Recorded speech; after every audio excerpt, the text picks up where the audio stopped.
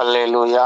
அன்பானவர்களே, 2 சாமுவேல் 7ஆம் அதிகாரம் முழுவதும் நீங்கள் நன்றாக படித்து பார்த்தீர்கள் என்றால், தாவீதுக்கு உள்ளத்திலே ஒரு ஒரு எண்ணம் வருகிறது. ஏன் ஒரு ஒரு ஒரு கவலை போல, ஒரு வருத்தம் போல ஒரு காரியத்தை அவர் தீர்க்கதரிசியிடத்திலே சொல்லுகிறார். என்ன சொல்லுகிறார்? நான் மட்டும் அரண்மனையில இருக்கிறேன், ஆனால் ஆண்டவருடைய பேழையோ கூடாரத்தில் இருக்கிறதே என்று அவர் சொல்லுகிறார். அப்பொழுது தீர்க்கதரிசி சொல்லுகிறார், இப்ப ஆண்டவர் உன் கூட இருக்காரு, நீ என்ன செய்யணும்னு நினைக்க அதை நீ செய்யி அப்படின்னு அவர் சொல்லுகிறார். உடனே ஆண்டவருடைய வார்த்தை தீர்க்கதரிசி வெளிப்படுகிறது. ஆண்டவர் சொல்லுகிறார், அப்பா, எல்லா நீதித்தலர்கள் வாழ்ந்த காலத்திலும் மொத்த யார்கிட்டயுமே நான் எனக்கு ஒரு ஆலயத்தை கட்டு, நான் தங்குவதற்கு கேதுரு மரங்களினால் ஒரு ஆலயத்தை கட்டு என்று நான் யாரிடமும் கேட்கவில்லை என்று சொல்லுவார். சொல்லிவிட்டு ஆண்டவர் சொல்லுவார், இவன் இப்படி நினைச்சிட்டான், தாவீது நான் கூடாரத்துல இருக்கேன்னு நான் கூடாரத்துல இருக்கேன்னு வருத்தப்பட்டு உமக்கு ஒரு ஆலயத்தை கட்ட வேண்டும் என்று நீ எண்ணினாய், நினைத்தாய், ஆகவே நான் உன் வீடை கட்டி தருகிறேன் என்று கர்த்தர் சொல்லுகிறார். அதான் கடைசியான வசனம் சொல்லுகிறது. தாவீது சொல்லுவார், ஆண்டவரே, முன்பாக என் வீடு என்னென்னைக்கு நிலைத்திருப்பதாக. அந்த 2 சாமுவேல் 7ஆம் அதிகாரம் முழுவதுமாக நீங்கள் பிறகு தனியாக படித்து பாருங்கள். ஆண்டவருக்கு, ஆண்டவருடைய காரியத்திற்கு, ஆண்டவருடைய வேலையை செய்வதற்கு தாவீது தன் தலையை கொடுக்க அவர் விரும்பிய பொழுது ஆண்டவர் சொல்வார், எப்பா, நீ உன் கை இரத்த கை, நீ அநேக இரத்தங்களை சிந்தி இருக்கிறாய், ஆகவே நீ எனக்கு ஆலயம் கட்ட மாட்டாய், உன் பிறப்பாகிய சாலமோன், உன் மகன் சாலமோன், அவன் நாட்களிலே சமாதானம் இருக்கும், அவன் எனக்கு ஆலயத்தை கட்டுவான் என்று சொல்லிவிட்டு ஆண்டவர் அவர் ரொம்ப உள்ளம் உருகியவராக சொல்லுகிறார், நான் தாவீதுக்கு ஒரு வீட்டை கட்டுவேன். அப்பதான் தாவீது சொல்ல, ஆண்டவரை, என்றென்றைக்கும் உன் சமூகத்திலே என் வீடு நிலைத்திருப்பதாக. நீர் அப்படி சொல்லிவிட்டீரு, நான் துணிச்சலாக கேட்கட்டுமா? நீர் எனக்கு ஒரு வீடு கட்டி தரப்போகிறீரா என்று ஆண்டவர் இடத்துல அவன் மகிழ்ச்சி அடைகிறான். ஆண்டவர் அதுபோலதான் கட்டி கொடுத்தார். எப்படி கட்டி கொடுத்தார்? தாவீது வம்சத்துல நித்தியமாய் ஆண்டவர் பிறந்து நித்திய ராஜ்யத்திற்கென்று தாவீதின் குமாரனாய் அவருக்கு ஆண்டவர் ஒரு வீட்டை கட்டி கொடுத்தார். அன்பானவர்களே, இதுல இருந்து என்ன தெரிகிறது? நாம் ஆண்டவருடைய காரியத்துல தலையிடும் பொழுது, நாம் ஆண்டவருடைய பணியை செய்யும் பொழுது, நாம் திருச்சபையை கட்டும் பொழுது, நாம் நம்முடைய வீடு, நம்முடைய குடும்பம் அவர் ஆண்டவர் பொறுப்படுத்திக் கொள்வார். அவர் அதை, நம் குடும்பத்தை அவர் கட்டி தருவார். அன்பானவர்களே, எப்படியாப்பட்ட வீடு ஆண்டவர் நமக்கு கட்டி தருவார், நாம் எப்படி இருக்க வேண்டும் என்று ஒரு சில பகுதிகளை நாம் படித்து இந்த ஆவிக்குரிய ரகசியத்தை ஆவியானவர் எனக்குள் வைத்த காரியங்களை நான் உங்களோடு பகிர்ந்து கொள்ள விரும்புகிறேன். திருப்பாடல் 15ஆம் அதிகாரத்தை ஒருவர் வாசியுங்கள். அங்கே என்ன சொல்லப்படுகிறது? கூடாரம் என்றால் என்ன, யார் ஆண்டுடைய வீட்டில் இருப்பார்கள் என்று திருப்பாடல் 15ஐ ஒருவர் வாசியுங்கள்.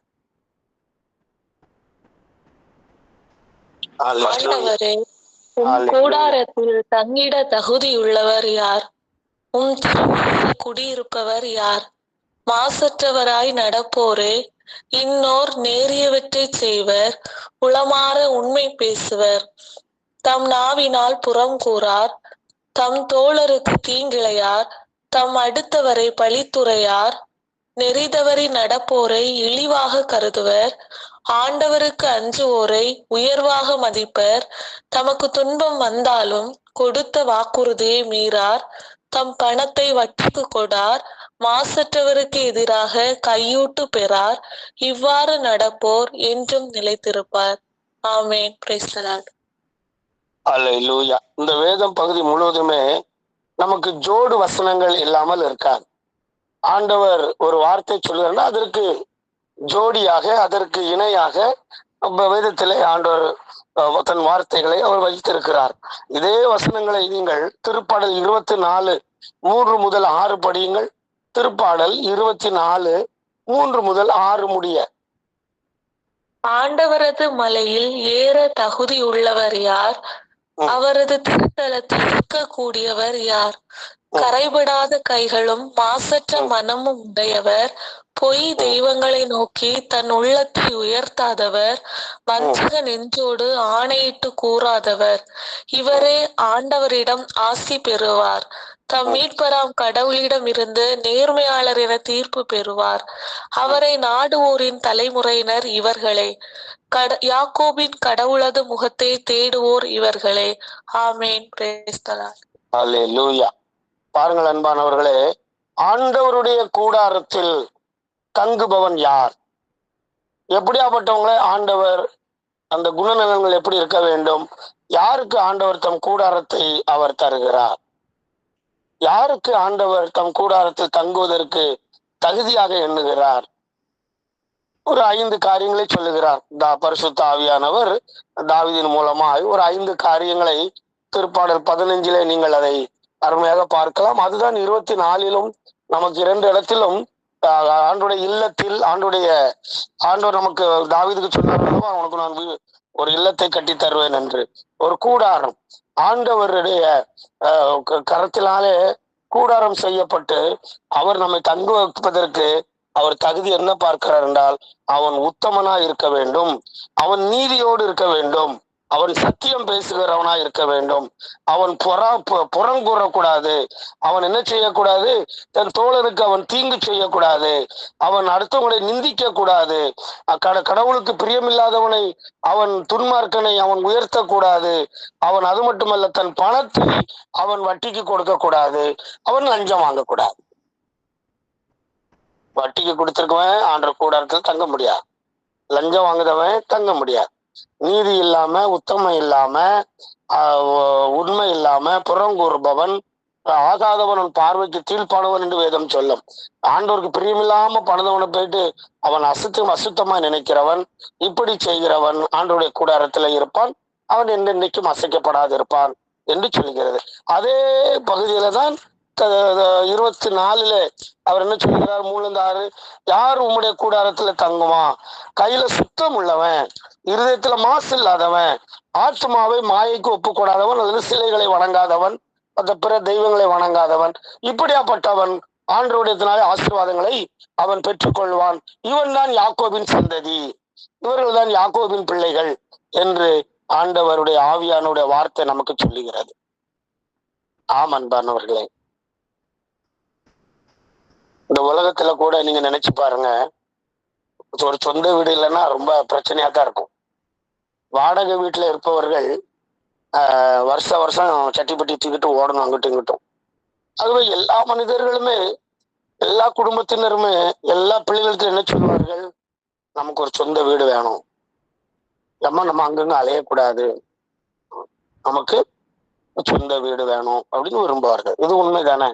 நமக்கு ஒரு சொந்த வீடு வேணும். இந்த உலகத்துல என் பிள்ளைங்களுக்கு நான் சொந்த வீடை வச்சிருக்கணும், என் பிள்ளைங்களுக்கு வீடு இருக்கணும், நாளைக்கு என் மறைவுக்கு பிறகு கூட என் பிள்ளைங்க வீடு இல்லாம இருக்கக்கூடாது, வீடு வாசல் இல்லைன்னு சொல்லுவாங்கல்ல, அப்படி இருக்கக்கூடாது அப்படின்னு நான் விரும்புகிறோம். நான் கூட அன்பானவர்களே, இப்பொழுது 1 வாரத்துக்கு நான் பாம்பேக்கு வந்திருக்கிறேன்.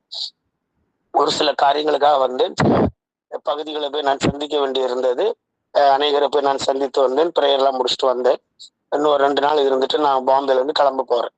இங்க பாத்தீங்கன்னா பம்பாயில உங்களுக்கு எல்லாமே அடுக்குமாடி சிஸ்டம் தான். எல்லாமே 23 மாடி, 40 மாடி கட்டிடங்கள். நம்ம ஊர் மாதிரி கிடையாது. ஊர்னா நல்ல விசாலமான இடம், நல்லா இருக்கும், வீடு இருக்கும். ஆனா பம்பாயில அப்படி கிடையாது. அப்போ நான் ஒரு வீட்டுக்கு சந்திக்கிறதுக்காக சென்றேன். அன்பானவர்களே, நான் ஏன்டா போனேன்னு ஆயிட்டு. அவங்க அந்த வீடுக்காரங்க எனக்கு சின்ன வயசுல இருந்தே தெரியும். நான் ஸ்கூல் டைம்ல இருந்தே அவங்க பையனும் நானும் கிளாஸ்மேட், நாங்க ஒன்னா படிச்சோம். 5th இருந்து 7th இருந்து காலேஜ் வரைக்கும் நாங்க ஒன்னாதான் படிச்சோம். பேர் சொல்ல வேண்டாம், நான் அப்படி சொல்லுதேன். அவங்க அப்பாவுக்கு வயசு 83 வயசு, அம்மாவுக்கு 75 வயசு. சரியா? அவர் ஏற்கனவே ஹார்ட் பேஷண்ட். அவர் நல்ல விசுவாசம் உள்ளவங்க. சால்வேஷன் ஆர்மின்னு சொல்லக்கூடிய ரட்சணி சபைன்னு ஒரு சபை உண்டு, அந்த சபைக்குள்ள மெம்பர். அவங்க பக்கத்துல சர்ச் இருக்கு, பக்கத்துல ஸ்கூல் இருக்கு, எல்லாமே இருக்கு. இவங்க 1st ஃப்ளோர்ல இருக்காங்க. நான் போயிட்டு பிரேயருக்காக தான் போயிருந்தேன். அந்த ஐயா என்னை ரொம்ப தேடுவார். அவரு மரண படுக்கையில இருக்கும்போது நான் ஜெபம் பண்ணேன். ஜெபம் பண்ணோம், எல்லாரும் கூடி ஜெபிக்க வச்சோம். அவர் பிழைச்சுக்கிட்டார். அவர் பிழைச்சு வந்தது. அவர் எப்பவுமே என்னை தேடுவார். அப்போ அவர் என்ன 3 ஆம்பளை பையன் அவருக்கு. அதுல ஒரு பையன் வீட்டுக்கு நான் இன்னொரு இடத்துல இருக்கான். அவனை போய் ப்ரேயர் பண்ணிட்டு வந்தேன். அவன் சொன்னா, ஏன்னா அப்பா உங்களை பார்க்கணும்னு சொல்றாங்கண்ணே, நீங்க அப்பா பேசினாங்க, நீங்க பாம்பேக்கு வந்திருக்கீங்கன்னு சொன்னாங்க, தயவுசெய்து நீங்க பாருங்கன்னு உடனே நான் போய் பார்க்க போனேன். போயிருக்கேன். அன்பானவர்களே, அந்த 83 வயசு ஐயாவும் அந்த 76 வயசு அம்மாவும் ஏங்கி ஏங்கி அழுதாங்க. இப்படி அழுதாங்க புசு புசுன்னு. அவர் ரொம்ப நல்லா இருப்பார் ஆளு அந்த ஐயா. ஒரு பெரிய லிமிடெட் கம்பெனில வேலை பார்த்தவர். பிள்ளைங்கள்லாம் வசதியா படிக்க வச்சவர். ரொம்ப என் கண் முன்னால பார்த்துருக்கேன். ரொம்ப ஸ்டாண்டர்டா குவாலிட்டியா பிள்ளைங்களை வாழ வைப்பார். நல்ல உணவுகள் நல்ல நல்ல பராமரிச்சார். அவர் ஏங்கி அழுதுகிட்டு சொல்லிட்டாரு, அந்தோணி, இந்த வீடு என் பணத்துல வாங்கின வீடு. ஆனா என் 2வது மகன் இந்த வீட்டை எனக்கு தெரிய சொல்லிட்டு அப்படி இப்படின்னு நான் டக்குன்னு பார்த்தா 65 லட்சத்துக்கு இதை வித்துட்டான் ப்ரோ தம்பி. 10 நாள் வாங்கினவன் 10 நாள்ல நீங்க காலி பண்ணுங்கன்னு சொல்லுதான். நான் எங்க போவேன்னு தெரியல, என்ன நடுத்தரில் விட்டுட்டான்னு சொல்லி அழுதாரு. அந்த அம்மா ஏங்கி ஏங்கி அழுகு. நான் என்ன சொல்லனே தெரியல எனக்கு. ரொம்ப சந்தோஷமா இருப்பாங்க பெரியவங்கன்னு போய் பார்க்க போனா அவங்க அழுதாங்க. தாங்க முடியல என்னால். ஒன்றும் வேண்டாமா, உட்காருங்க, அமைதியா உட்காருங்கன்னு சொல்லிட்டு அமைதியா உட்காந்துரும். ஆண்டரோட பேசிட்டு இருக்கும் போதுதான் இந்த திருப்பாடல் 15 அவங்களுக்கு வாசிச்சேன். இந்த வசனத்தை அவங்களுக்கு சொன்னேன். ஆண்டவர் கர்த்தாவே, யார் உம்முடைய கூடாரத்தில் தங்கும், யார் உம்முடைய பரிசுத்த பர்வதத்தில் வாசம் செய்வது, உத்தமனாய் நடந்து நீதியை நடப்பிட்டு மனதார சத்தியத்தை பேசுகிறோம் தானே என்று அந்த அந்த வார்த்தைகள் எல்லாம் நான் அவரோடு பேசினேன். சொன்னா, எப்பா இந்த உலகம் கொஞ்ச நாள்ப்பா, எனக்கு ஆறுதலா சொல்லறதுக்கு வேற வார்த்தை தெரியல. எனக்கு அவங்க வயசுல பெரியவங்க, நான் ஊழியக்காரனா இருக்கிறதுனால ஆண்டோடைய வார்த்தை தானே சொல்லணும். அப்புறம் சொல்லுதேன், அப்பா கூடாரம் இருக்குப்பா, ஆண்டவர் உங்களுக்கு அப்ப பரலோகத்துல உங்களுக்கு கூடாரம் வச்சிருக்க. அவர் நல்ல ஒரு நீதி உள்ள மனுஷர், உண்மையா இருப்பார். அவர் என்கிட்ட இது பேசுறதுக்கு முன்னால ஒரு வார்த்தை சொன்னார். ஐயா, நான் வட்டிக்கு கொடுத்தோ லஞ்சம் வாங்கியோ இல்ல என் பணத்தை சேர்த்து நான் என் பேர்ல வச்சிருக்கலாமே. நான் என்னுடைய உழைப்பு எல்லாமே நான் எனக்குன்னு வைக்காம நான் என் பிள்ளைங்களுக்கு என் குடும்பத்துக்குன்னு தானே கொடுத்தேன். இன்னைக்கு எனக்கு உண்டெல்லாம் ஆயிட்டு. அவன் என்ன நினைச்சு பார்க்கல. சரி, வித்ததுக்கு காரணமும் சரியான காரணம் கிடையாது. அவன் எங்கேயோ தூரமா அவன் பையன் ஏதோ ஒரு இடத்துக்கு போறதுக்கு தூரமா இருக்கான், வேலைக்கோ படிக்க போறதுக்கோ. அதனால அங்க ஒரு வீடு வாங்கணும்னு சொல்லி அவன் என்னன்னு ஒரு இடத்துல வீடு வச்சிருக்கான். இப்படி அவன் சொல்றாரு. இவர் அழுதார், ஏங்க அழுதார். அப்ப நான் அந்த திருப்பாடல் 15 படிச்சு நான் அவருக்கு ஆறுதல் சொல்லி ஜெபித்த பொழுது ஆவியானவர் ஒரு காரியத்தை வெளிப்படுத்தினார். நான் சொன்னேன் அவர்கிட்ட, அப்பா நீங்க இந்த வீடை விடுங்க, இதை விட நல்ல வீடு. அவங்க இனிமே அவங்க சொந்தமா இருக்க முடியாது. அவர் சொல்லி அழுதாரு. ஐயா, இந்த வீட்டுல ஒரு ஆணி அடிச்சா கூட இறங்காது, இந்த வீடு நல்ல வீடியா, எனக்கு டக்குன்னு இறங்கி சர்ச்சுக்கு போறதுக்கு நல்லா இருக்கும். 85 வயசு அவருக்கு, நொண்டி கொஞ்சம் கை கல்லாடி தான் நடக்கணும். அந்த அம்மாவும் பெல்ட் போட்டிருக்காங்க. வயசு காலத்துல அவங்க சொல்றாங்க, நான் மற்ற இடத்துல எப்படியோ இறங்க முடியுதுன்னா ஃபர்ஸ்ட் ஃப்ளோரு, நான் படியில கொஞ்சமா இறங்கிடுவேன்னு அழுதாங்க அவங்க. இந்த வீட்டை விட்டு என்ன விரட்டங்களை வித்துட்டான் ஐயா, அவன் வாங்கினவன் 10 நாள் டைம் இருக்கு, இன்னும் 10 நாள காலி பண்ணுங்கன்னு சொல்லிட்டான். சொன்ன உடனே எனக்கு என்ன சொல்லனே தெரியல. அப்ப நினைச்சேன், ஆண்டவரு, ஒரு பெத்த மவன் ஒரு தாய் தகப்பனு இருக்கக்கூடிய ஒரு கூடாரத்தை கலைச்சி விரட்டுதானே ஆண்டவரு, அவன் நல்லா இருப்பானா ஐயா அப்படி இப்படின்னு அவங்க சொல்லுதாங்க. ஆடுக்கு புல்ல கொடுத்து நல்லா வளர்த்து கசாப்புக்கு ரெடி பண்ணத மாதிரி எங்களை கவனிக்கன்னு கடிச்சிட்டு மொத்தமா என்னை ஆடை வெட்டி கசாப்பு போடுற மாதிரி என் பிள்ளையே பண்ணிட்டானே சொல்லி அவங்க அழ ஆரம்பிச்சிட்டான். எனக்கு அந்த நாள் முழுதும் எனக்கு தூக்கம் வரல. 2 நாள் ஆச்சு. எனக்கு மனசு கஷ்டமா இருந்துச்சு. இன்னொரு மகன் என்கிட்ட பேசினான். நான் வசமா அவனை பேசினேன். என்னடியே பண்ணுதீங்க நீங்க, சாபம் பாத்துக்கிறான், பெத்த தண்ணி சர்ச்சுக்கு போட்ட என்ன குடும்பத்தான. இதுல வேற அவங்க ஜபக்கூட்டம் நடத்துதாக, வீட்டுல ஜபக்கூட்டம் நடத்துதாக, ஊழியம் நடத்துதாக, ஊழியத்தை கொடுக்க எல்லா வேலையும் பார்த்தான். பெத்த தாயும் தகப்பனையும் வீட்டை விட்டு விரட்டி ஆள வச்சுக்கிட்டு இருக்கு.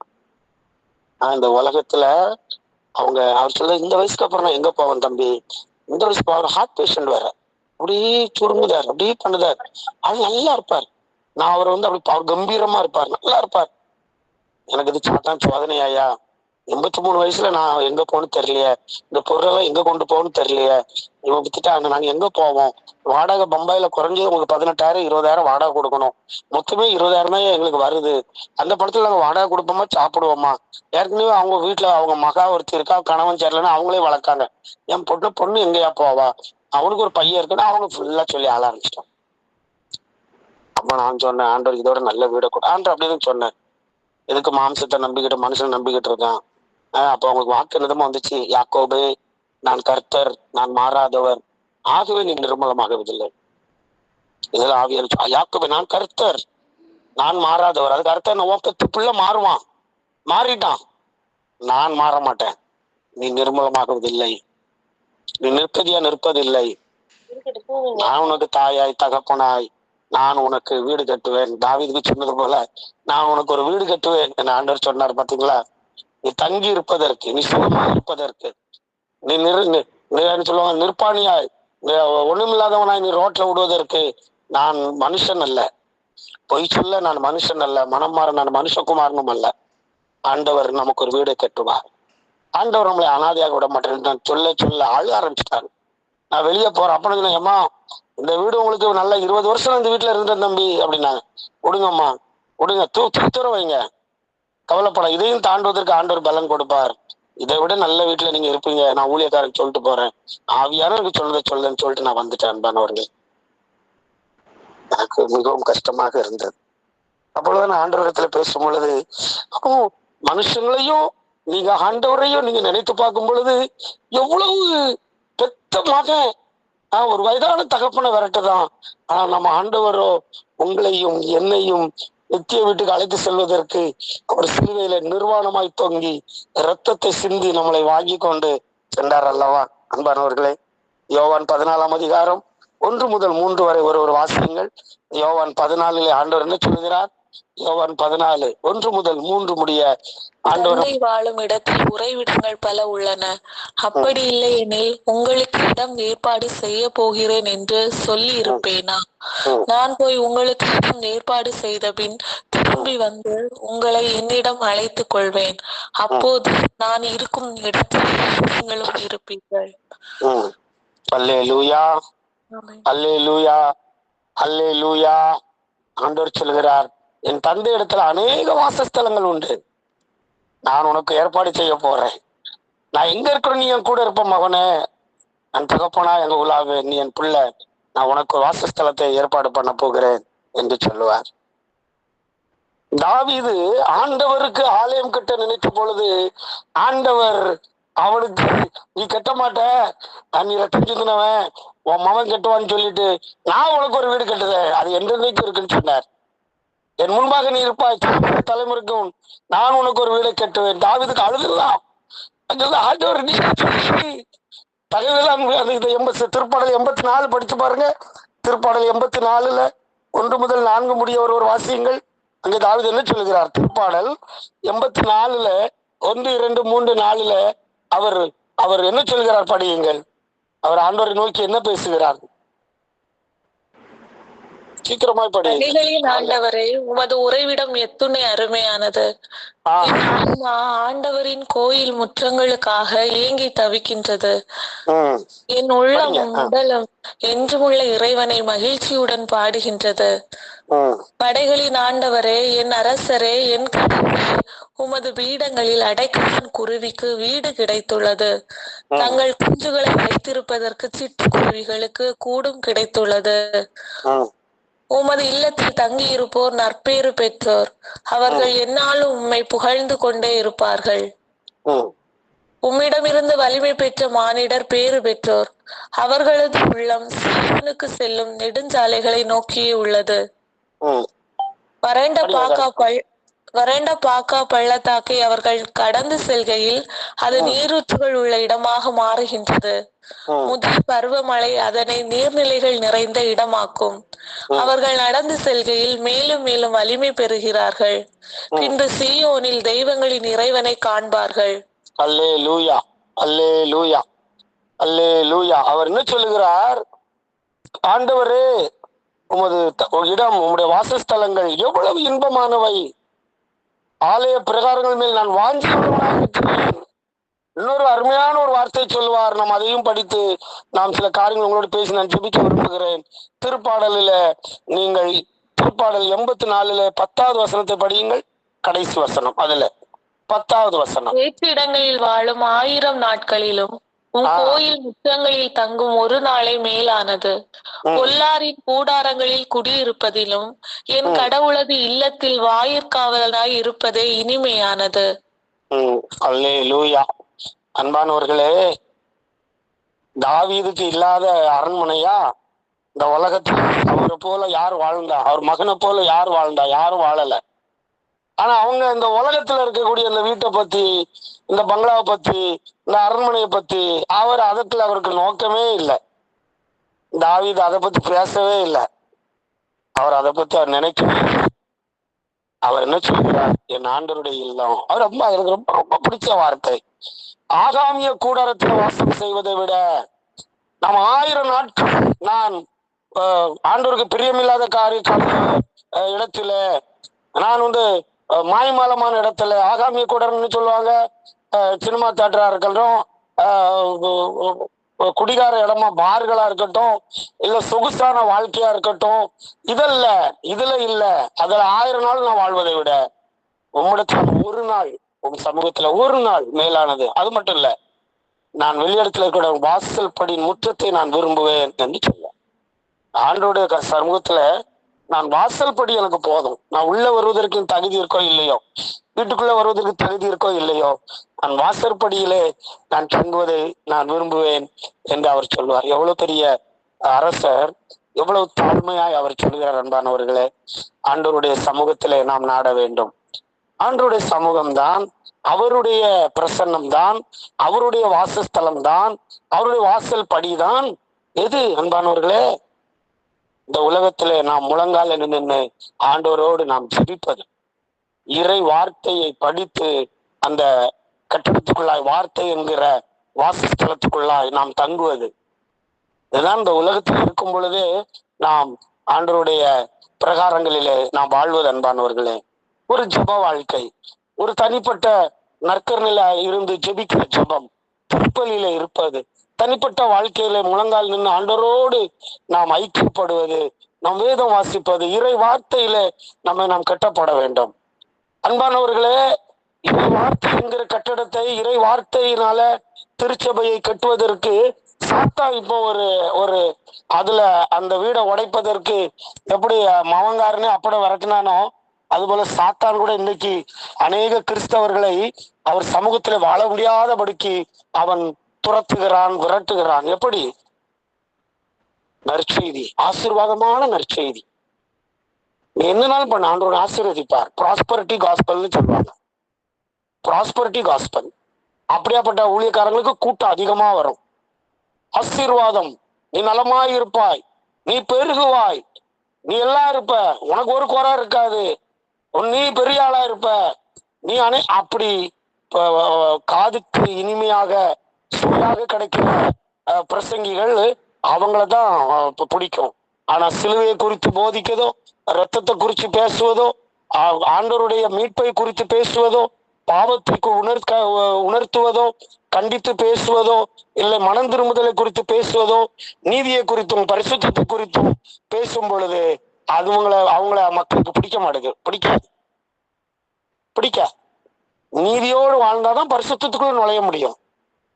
நீதியுள்ள வாழ்க்கை. யார் உம்முடைய கூடாரத்தில் தங்குவான்? நீதியாய் நடப்பவன், உத்தமனாய் இருப்பவன், பட்டினி கொடுக்காதவன், லஞ்சம் வாங்க மாட்டான், ஆகாமிய கூடாரத்தில் அவன் தங்க மாட்டான், சிலைகளை படைத்து அவன் வழங்க மாட்டான், அவன் மாய்மாலத்துக்கு தன் வாழ்க்கையை கொடுக்க மாட்டான். அப்படிப்பட்டவன் தான் ஆண்டவருடைய இல்லத்துல இருக்க முடியும் என்று சொன்னால் அது யாருக்கும் பிடிக்காது. அவன் வட்டி கொடுக்கான், இவன் வட்டி கொடுக்கான், வட்டி கொடுக்கறது என்ன பெரிய விஷயமா? நீதியோடு வாழணுங்கிறது தான் ஆண்டவர் நம்மிடத்துல விரும்புவது. அவருடைய சிங்காசனம் நீதியினாலும் இரக்கத்தினாலும் தான் நிறுவப்பட்டிருக்கிறது என்று வேதத்தில் ஒரு பகுதி சொல்லுகிறார். ஆம் அன்பானவர்களே, நாம் ஆண்டவருடைய வாசஸ்தலத்தை தேடுவோம். இந்த உலகத்துல வீடு வாசல் அது தேவை, அது ஆண்டவர் கொடுப்பாரு, அது வாடகையோ சொந்தமோ, அதுக்காக நெஞ்சில் அடிச்சு அழ வேண்டிய அவசியம் அல்ல. நான் ஐயாட தான் சொன்னேன், எதுக்கு அந்த வீட்டுக்கு போட்டு அடிச்சுட்டு அடைச்சிங்க? ஆண்டவர் அநேக காரியங்கள் அவரோடு பேசினேன், அவருக்கு ஆறுதலா இருந்தது. அந்த அம்மாவுக்கு அவ்வளவு சந்தோஷமாயிட்டு வெளியே வரும்போது அந்த அம்மா அந்த வடி என்னை கெட்டி பிடிச்சு அவங்க அப்படியே என்னை முத்துதாங்க, அழுதாங்க. எனக்கு அந்த வீட்டோட வரைய முடியல. ஆம் அன்பானவர்களே, இந்த உலகத்தின் வீடு அல்ல, இந்த உலகத்தின் வீடு அல்ல, நாம் நித்திய வீட்டுக்காய் அவனுடைய வருகை நெருங்கி விட்டது. நமக்கு அவர் சொன்னார் அல்லவா, நான் என் தந்தை இடத்துல போகிறேன், அங்க அநேக வாசஸ்தலங்கள் உண்டு, நான் அப்படி இல்லைன்னா உன்ட சொல்லியிருப்பேன் அப்படிம்பார். அப்படி இல்லைன்னா உன்ட சொல்லியிருப்பேன், அநேக வாசஸ்தலங்கள் உண்டு, நீ என் கூட அங்கேயே இருப்பப்பா அப்படிங்க. அப்போ ஆவிக்குரிய பிள்ளைகள், ஆண்டருடைய பிள்ளைகள், நாம் நம்முடைய அவர் வேதம் சொல்வது போல கலைமான் நீரோடைய வாஞ்சித்து கதறுவது போல என் ஆன்மா என் ஆண்டவரையே நோக்கி கதறுகிறது என்று சொல்லத்தக்கதாக நம்முடைய ஆவியும் ஆத்மாவும் நம்முடைய எண்ணங்களும் இருக்க வேண்டும். அன்பானவர்களே, இந்த உலகத்தில் நாம் கடந்து போகிற கூடாரவாசிகள், கூடாரவாசி, இந்த கூடாரம், இந்த சரீரம் என்கிற கூடாரத்திலிருந்து நாம் இங்கிருந்து கடந்து போகிறோம். ஆகவே இந்த உலகத்துக்குள்ள வீட்டுக்கு போட்டு அடிச்சுக்கிட்டு இருக்க வேண்டாம். ஒண்ணு ரொம்ப முக்கியமான நான் சொன்ன அந்த சத்தியம் என்ன அப்படின்னா, ஆண்டவருக்கு ஆலயம் கட்ட வேண்டும் என்று எப்பொழுது தாவீது உள்ளத்திலே அவன் நினைத்தானோ அப்பொழுதே தீர்க்கதரிசி சொல்கிறார், உன் கூட ஆண்டவர் இருக்காரு, நீ விரும்பியதெல்லாம் செய்யணும்னு சொல்லிட்டாரு. விடுதலை. நீ எங்கெல்லாம் இன்னொரு வசனம் உண்டு, தாவீது சென்ற இடத்திலெல்லாம் கர்த்தர் அவனோடு இருந்து அவனை காப்பாற்றினார். தாவீதுக்கு ஃப்ரீடம் கொடுக்காரு. மகன் என்கிற புத்திர சுவீகாரத்தின் ஆவி தாவீதின் குமாரனாக வந்தார். நமக்கு தூய ஆவியானவர் புத்திர சுவீகாரத்தின் ஆவி. மகன் இல்லத்துல எங்கனாலும் போகலாம், அடிமை போக முடியாது, வாசலுக்கு வெளியதான் நிக்கணும். வேலைக்காரன் வந்து பெட்ரூம்குள்ள வர முடியாது. அவன் வந்து வேலைக்காரி வந்தானா கிச்சன்ல போய் பாத்திரம் கழுவணும், பாத்ரூம் கழுவணும், வீடை துடைக்கணும், போயிடணும். ஆனா மகன் அப்படி அல்ல. அப்ப நீங்களும் நானும் மகனாய் மகளாய் என் ரத்தத்தினால வாங்க எல்லாத்துக்கும் அந்த அனுமதி கிடையாது. அன்பானவர்களே, சன்ஷிப் என்று சொல்வார்கள் ஆங்கிலத்துல, சன்ஷிப், புத்திர சுவீகாரம், மகன் என்கிற மகள் என்கிற அதிகாரம். இது ஆட்டுக்குட்டியின் ரத்தத்தினாலே கழுவப்பட்டு பரிசுத்தால நிரப்பப்பட்டு ரட்சிக்கப்பட்டவர்கள் ஞானஸ்தானம் எடுத்து ஆண்டோடைய ராஜ்யத்துல வந்தவர்களுக்கு மட்டும்தான் அந்த அனுமதி. அப்ப மற்றவங்க எங்க பிரதர்னா அது வெளிப்பிரகாரமா இருக்கும். எனக்கு தெரியாது, எனக்கு தெரிஞ்சதுல சொல்லுதே, வெளிப்பிரகாரம், பரிசுத்த ஸ்தலம், மகா பரிசுத்த ஸ்தலம். அதாவது திருப்பாடல் 84 படிச்சீங்க. அவர் மேலும் மேலும் மரணடைந்து சீயோனிலே கர்த்தரை தரிசிப்பார்கள். எல்லாத்துக்கும் ஆண்டவராகிய சர்வ வல்லவர் பிதாவானவர் சீயோனிலே அவர் மிகவும் பெரியவரா இருக்கிறார். சீயோனிலே கண்ணீரின் பள்ளத்தாக்கை எல்லாம் கடந்து அழுது அழுது ஜெபித்து போராடி நாம் மீண்டும் பரிசுத்தப்பட்டு பலனடைந்து சீயோனிலே அவர்கள் காணப்படுவார்கள். அதான் உச்சிதமான இடம். ஆபிரகாமின் மடி என்று ஒரு இடம் இருக்கிறது. நல்ல கண்ணன் பேதுரு, நம்ம இது பார்க்கலாம், லாசருவை பார்க்கலாம். ஆபிரகாமின் மடியில் சென்றார். நல்ல கள்ளன், இன்று என்னோட பரதேசியில் இருப்பாய். இப்படி அநேக வாசஸ்தலங்கள் உண்டு. ஆனால் சீயோன் தான் பிதாவானவர் மிகவும் பெரியவரா இருக்கிறார். சீயோனிலே நாம் காணப்படுவதற்கு நாம் அவர் கண்ணீரின் அழுகை பள்ளத்தாக்கை கடந்து போனார்கள். அப்போ எந்த வாசஸ்தலத்துல நாம் வாழப்போகிறோம் அன்பானவர்களே? ஆகவே நாம் இன்னும் அதிகமாய் ஆண்டோடைய காரியத்துல தலையிடும் அன்பானவர்களே. அது ஒரு ஜெபக்கூட்டம் நடத்துறதா இருக்கலாம், ஒரு வீடு சந்திப்பா இருக்கலாம், 7 வகையான ஊழியங்கள் உண்டு. அது வீடு சந்திக்கலாம், நீங்க வந்து காணிக்கை கொடுக்கறது ஒரு ஊழியம், ஆர்கனைஸ் பண்ணது ஒரு ஊழியம், கவுன்சிலிங் கொடுக்கறது, ஆற்றுப்படுத்தல் ஒரு ஊழியம், வீடு சந்தித்தல் ஒரு ஊழியம். இதுல எதுவும் பெரிய ஊழியம் சின்ன ஊழியம் கிடையாது. ஜெபிக்கிறது எங்கேயுமே போக முடியாது. நான் முழங்கால் நின்று ஜெபிப்பேன். நான் அநேக வீடு சொன்னது இப்போ எங்களால் முடியலன்னா உங்களுக்கு சொல்வேன். குழந்தை திருஸ்தலம் போல நீங்கள் முழங்கால நின்று வீட்டுக்கு ஜெபிங்க, ஆத்துமக்களுக்காக ஜெபிங்க. சவேரியார் ஊர் முழுக்க போனாரு, தோமையார் போனாரு. அது அவங்க நற்செய்தி பணியாளர்களா இருந்தாங்க. அதே பணிதான் முழங்கால் நின்று ஆத்துமக்களுக்காக, பங்குக்காக, உங்கள் குடும்பத்தினருக்காக. தன் சொந்த குடும்பத்தை விசாரிக்காதவன் அவிசுவாசோட கேடு உள்ளவன். உன் சொந்த குடும்பத்துக்காக நீ ஜெபி, நம்பிக்கையாக நீ இப்ப பிரார்த்தனை பண்ணு, நீ ஆண்டவரிடத்துல திறப்புல நின்று ஜெபி, நீ போராடு. முந்தானத்துல நினைக்கிறேன் சர்ச்சில் இருக்கும்போது ஆவியானோட சொன்னாரு, எப்படிப்பா ஜெபிக்கான் எல்லாரும் அப்படின்னு. சொல்லணும் பார்த்தா நற்கரங்களை வந்து படுத்து தூங்குதான், தட்டி எழுப்ப வேண்டியிருக்கு. ஜெபம் நடக்க கூட வந்த ஒரு ஊழியக்காரர் கொரட்டை விடுதாரு. மக்கள் உட்காந்து ஒரு வீடு சந்திச்சு ஜெபிச்சுட்டு இருக்கான், தூங்குதான். அசால்ட்டா வாங்க காலை விரிச்சுக்கிட்டு சேர்ல ஒரு மாதிரி சொகுசா உட்காருதான். ஜெபம்னா என்னன்னு தெரியல. ஜெபம் என்பது யுத்தம். ஜெபம் என்பது நீங்கள் சிங்காசனத்துக்கு முன்பாக நிற்கிறீர்கள். எஸ்தர்ல படிக்கலாம், அந்த ராஜா அகாஸ்வேரை கூப்பிடுறேன்னா தலையில துண்டை போட்டுருவாங்க. அப்படி என்ன அர்த்தம்னா தலை துண்டா எடுன்னு அர்த்தம். ராஜாக்கு முன்பாக செல்வதற்கு அவ்வளவு உலகத்துல இருக்கும் பொழுது அந்த உலகத்தின் அரசன் அப்படி பண்ணணும். அவன் அனுமதி இல்லாம உள்ள போக முடியாது. அவன் கோலை எடுத்து கோலை தொடணும், இல்ல தலை எடுத்துருவாங்க. எஸ்தர் அதை மீறி சென்றான் தன் ஜனங்களுக்காக. அப்ப ஜபத்துல ஒரு முழங்கால நின்றுட்டு ஜபம்னா எவ்வளவு நடுக்கம் இருக்கணும், எவ்வளவு ஒரு போராளியா நிக்கணும். மிலிட்டரி நின்ன மாதிரி நிக்க வேண்டியிருக்கு. பார்டர்ல நின்று எதிராளியை ஜெயிக்கிறதுக்கு நிக்கும். நம்ம சாத்தான் எதுக்கு நடுங்குவான்? முழங்கால் யுத்தத்துக்கு தான் பயப்படுவான். பெண்கள் முக்காடிட வேண்டும் தூதர்கள் நிமித்தமாய். அரை முக்காடு, முக்காடு போடாத ஜபங்கள்ல அருவறுப்பானது. தூதர்கள் நிமித்தமாய் அவன் போய் குற்றம் சொல்லிக்கிட்டு இருப்பான் சிங்காசனத்துல போய். அவன் முக்காடு போட மாட்டேங்கா, அவளுக்கு பெண்ணுன்னு என்னன்னு தெரியல, அவ என்ன ஜெபிச்சுக்கிட்டு இருக்கா, அதுக்கு அது கேட்கப்படாது தூதர் நிமித்தமாய் என்று சொல்லப்படுது. ஆம் அன்பானவர்களே, ஆண்டவரத்துல ஜபத்துல இருக்கும் பொழுது, வாசஸ்தலத்துல அவரோடு இருக்கும் பொழுது ஜீவனுள்ள ஜபமா இருக்கணும், உயிருள்ள ஜபமா இருக்கணும், வல்லமை உள்ளதா இருக்கணும், அர்ப்பணிக்கணும். இருதயத்தை கிழித்து, உங்கள் உடலை அல்ல, உங்கள் உடையை அல்ல, உங்கள் இருதயத்தை கிழித்துக் கொள்ளுங்கள் என்று சொல்லப்பட்டிருக்கு. அந்த சத்தமாய் கதறினேன். ஆண்டவராக இயேசு கிறிஸ்து உலகத்துல வாழ்ந்த பொழுது தன்னை மரணத்திலிருந்து விடுவிக்கிற நோக்கி அவர் உரத்த சத்தமாய் கதறி அழுதவர் ஜெபித்திருக்கிறார். தந்தையின் வாசஸ்தலத்திலே அவர் தேடும் பொழுதெல்லாம், தந்தையை பார்க்கும் பொழுதெல்லாம் அவர் உருண்டுகிட்டு பிறண்டுகிட்டு உட்கார்ந்துகிட்டு விடிய அவர் அழுது ஜெபிச்சிருக்கிறார். எந்த அளவுக்கு ஜெபிச்சார்? ரத்தம் சிந்துற அளவுக்கு, உடம்புல இருந்து ரத்தம் வியர்வையா வருத அளவுக்கு அவர் ஜெபித்திருக்கிறார், கதறி இருக்கிறார், அழுது இருக்கிறார். உங்களுக்காக, எனக்காக. ஏன் நம்ம ஜெபம் கேட்கப்படல? ஏன் இன்னும் குடும்பத்துல தருதல இருக்கு? ஏன் குடிகார இருக்கான்? ஏன் இன்னும் வீட்டுக்கு பிரச்சனை இருக்கு? நீ சரியா ஜெபிக்கல, உன் ஜெபம் சரியா. You are not in the right place. யார்கிட்ட பேசணும், எப்படி இருக்கணும், இந்த ரொபாஸ் ஜபம் கிடையாது. அதிகமாய் பிதற்றுவதனால் ஜபம் கேட்கப்படும் என்று நினைக்காதனார் பரிசேயரும் சதுசேயரையும் பார்த்து. உத்தமமாய், உண்மையாய், மனத்தாழ்மையோடு, கதறலோடு நம் ஆண்டவரிடத்துல ஒரு சரீர சில இடத்துல பார்த்தேன், பாத்தீங்கன்னா வசதியா உட்காருது. இந்த உபாசம் எல்லாம் போவோம்ல, வசதியா உட்கார்றதுக்கு இடம் பார்க்குது. சாஞ்சி உட்கார் நல்லா இருக்கும், இந்த இடத்துல நல்லா இருக்கும். சிலவங்களுக்கு சர்ச்சுக்கு வெளியே நின்னா தான் அவனுக்கு நல்லா இருக்கும். அவனுக்கு உலகமும் வேணும், ஆண்டவருடைய வார்த்தையும் வேணும். அவர் ரொம்ப அறிவாளியாம். அவர் உள்ள வந்து உட்கார மாட்டாரு, அவர் வெளியும் பார்த்துக்கிடுவாரு, வெளியே நின்றுக்கிடுவாரு, அதுலயும் அவர் சொகுசா இருந்துக்கிடுவாரு. உள்ள தொழுது அப்படி லைட்டா ஏன்னா அவர் எவ்வளவு, அவர் இங்கிட்டும் அங்கிட்டும் வேணும், ரெண்டு பக்கம் வேணும். இது இல்லைன்னா அது, அது இல்லைன்னா இது, அப்படி நிப்பா சர்ச்சில். சிலவங்க நன்மை எடுக்க மாட்டாங்க, நற்கரனுக்குள்ள எடுக்க மாட்டாங்க, வருவாங்க. சிலவங்க பாதிக்கு அப்புறம் வருவாங்க. அதெல்லாம் ஒண்ணும் நடக்காது. அதனால வாழ்க்கை முழுக்க சூத்தையா தான் இருக்கணும். சூத்து கத்திரிக்காய் தான், விலை போவாது. சூத்து கத்திரிக்காய் விலை போவாது. ஆமன்பானவர்களை, நாம் ஜாக்கிரதையா, எச்சரிக்கையா ஆண்டவர் சமூகத்துல ஆண்டவருக்காக ஏதாவது செய்யுங்க. ஆண்டோடைய ஊழியத்துல தலையை கொடுங்க. அந்த 7 வகையான ஊழியம் முடியலையா, ஊழியத்துக்கு பணத்தை அனுப்பு. நான் இப்போ ஒரு காரியத்துக்காக, ஊழிய காரியத்துக்காக அந்த கீபோர்டு இல்ல, நாங்க அங்கங்க வாடகைக்கு வாங்குதுன்னு சொல்லி நாங்க ஃபுல்லா கிராம ஊழியம் பார்க்கோம். அன்பானவர்களே, எங்கெல்லாம் போக முடியாது அங்கெல்லாம் நான் போவேன்.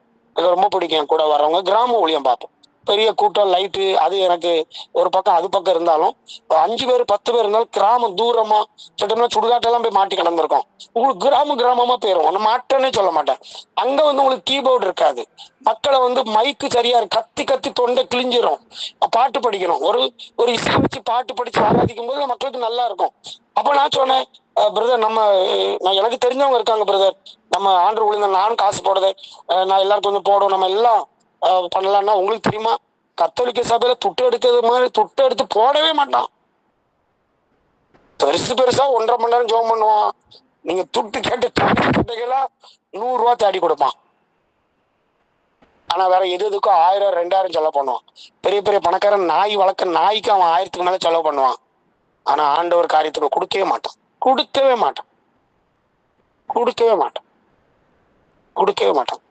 அவனுடைய வீடு கட்டுவதற்கோ, ஒரு ஆலய பணியோ, ஒரு ஊழிய பணியோ, ஒரு கன்வென்ஷன் நடத்துவதோ, அநேக மக்களுக்கு ஆண்டவருடைய காரியத்திற்கு ஆண்டவர் சொன்னார், தசம பாகத்தை வந்து போடு, என் வீட்டுல பண்டசாலை நிரம்பி இருக்கணும்னாரு.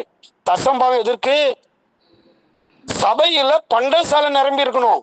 அங்க ஒரு ஏழவரி வருவான், எளியன் வருவான், ஒரு அநாதை வருவான், ஒரு விதவை வருவா, ஒரு நொண்டி நோக்கிற வருவான், அவனுக்கு எல்லாம் கொடுப்பா, அவனுக்கு உதவும். இதுக்கு தசம பாகம். தசம பாகத்தை வாங்கி உன் பிள்ளைய வெளிநாட்டுல படிக்க வைக்கிறதுக்கும், பிளாட் வாங்குறதுக்கும், நீ பெரிய காரியங்களை உனக்கு செய்வதற்கும், சும்மா அப்படி சீன் போடுவதற்கும் இல்லை. அது சபையில உள்ள ஏழை எளியவங்களுக்கு தான் அது. அந்த பணத்துல கை வைக்க கூடாது. அது காணிக்கையா இருக்கட்டும், இல்ல தசம பாகமா இருக்கட்டும். ஆனா நம்ம கத்தோலிக்க மக்கள்ல, நான் தமிழ்நாடு முழுக்க பார்த்துட்டேன், உங்களுக்கு சொல்லுதேன், நாங்க போயிட்டு குடிச்சிட்டு வருவோம், எடுக்க மாட்டாங்க. பணம் இல்லைன்னு அர்த்தம் கிடையாது. ஆண்டவருக்கு கொடுக்கணும்னு அவ்வளவு கசப்பா இருக்கும். அதனால இப்ப நீங்க எல்லாம் என்ன பண்ணிட்டோம், காணிக்கை தொங்க பை மாதிரி வச்சுட்டோம். யாருக்கும் தெரியக்கூடாதுன்னு சும்மா கையை உள்ள விட்டுட்டு எடுத்துருது. இந்த காயின் போடுது, அது 5 ரூபா காயின், 2 ரூபா காயின், 1 ரூபா காயின், சின்ன சின்ன காயினை போடுது. அது ஆண்டவர் சொன்னார், எஜமான முன்னால நீ காயப்பட்ட நசலுடைய பலியை போய் நீ கூடு, அவன் திம்பானா அப்படி கேட்பார். உன் எஜமானனுக்கு நீ பலமாறும் பொழுது நீ ஊனம் உள்ளதும் நசல் உள்ளதும் புண்ணு உள்ளதை போய் நீ கொடுப்பியா? உச்சிதமானதை நீ ஒளிச்சு வச்சுக்கிட்டு நீ சூத்துல போய் கொடுப்பியா? அவன் திம்பானா? நீ இருக்க முடியுமா முன்னால?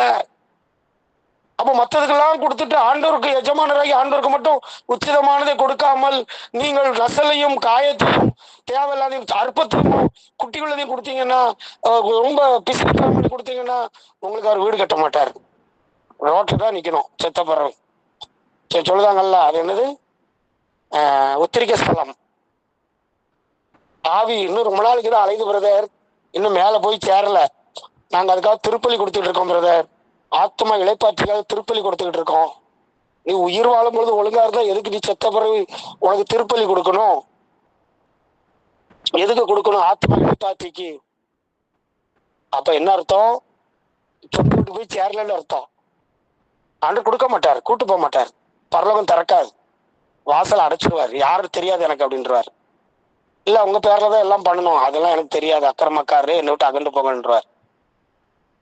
ஆண்டோடைய காரியத்துல உண்மையா இருப்போம், உத்தமமா இருப்போம், ஊழியத்துக்குள்ள இருப்போம், ஜபிக்கதா இருக்கட்டும், கொடுக்கதா இருக்கட்டும், உதார குணத்தனமா இருப்போம். ஆண்டோடைய காரியத்தை, ஆண்டோடைய ராஜ்யத்தை, அவர் ஆலயத்தை பணி, அது நற்செய்தி பணியா இருக்கலாம், ஜெப பணியா இருக்கலாம், ஜெப கூட்டமா இருக்கலாம், திருச்சபை பணியா இருக்கலாம். எல்லா பணியும் ஆண்டவர் மகிமைக்காக அவருக்கென்று நீங்கள் உங்களை கொடுங்கள். அவர் உங்களுக்கு நித்தியமாய் வாசஸ்தலத்தை கட்டுவார்.